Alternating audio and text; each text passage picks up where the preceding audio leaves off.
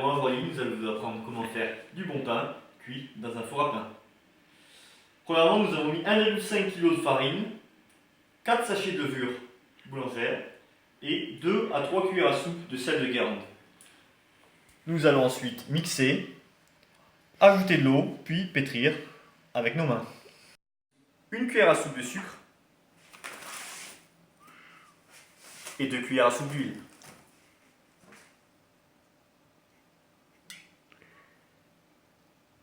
Magnifique.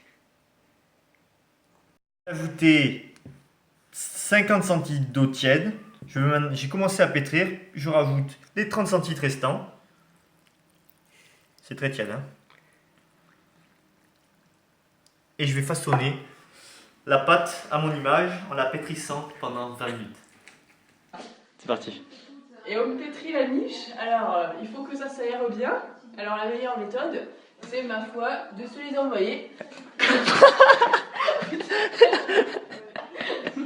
Donc, nous pétrissons la pâte pendant 20 minutes afin d'obtenir une structure très homogène et douce, comme vous pouvez le voir.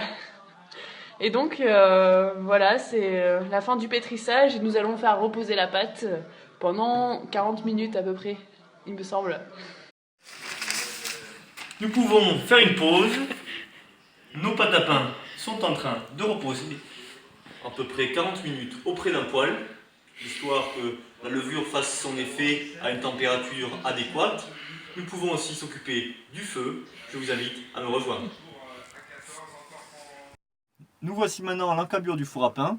Nous avons allumé tout à l'heure, il y a à peu près 2 heures, le feu au niveau de l'entrée de la voûte à l'aide de petits bois et de papier journaux.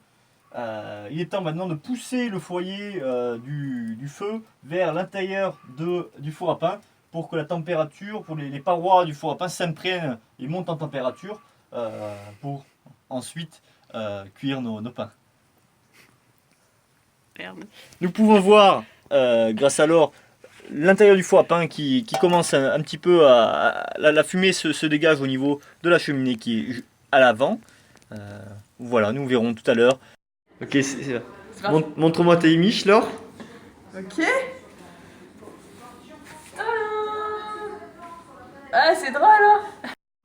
Après environ une demi-heure de repos auprès du poêle, nous allons reprendre notre pâte qui est en train de monter, la repétrir gentiment pendant 5 minutes avant de la mettre, comme c'était le cas avant, auprès du feu. Un vrai homme. Qu'est-ce que c'est beau. Il sait faire plein de choses de ses mains.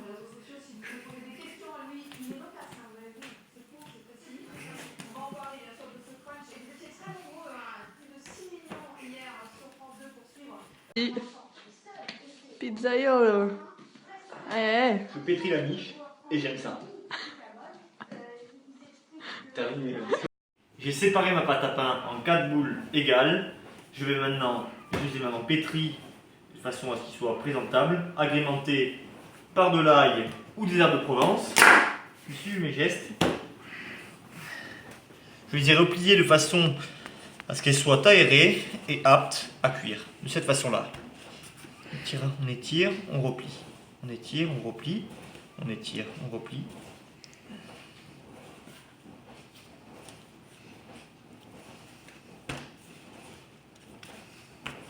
Ces boules vont patienter encore 10 minutes avant d'être enfournées. Je façonne les miches à l'aide d'un couteau.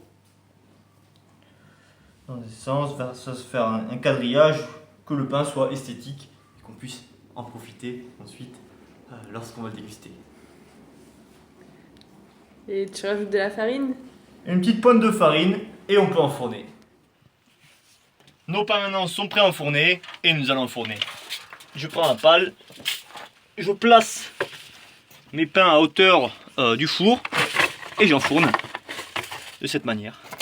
Nous allons maintenant recouvrir l'extérieur, l'entrée du four à pain à l'aide de briques.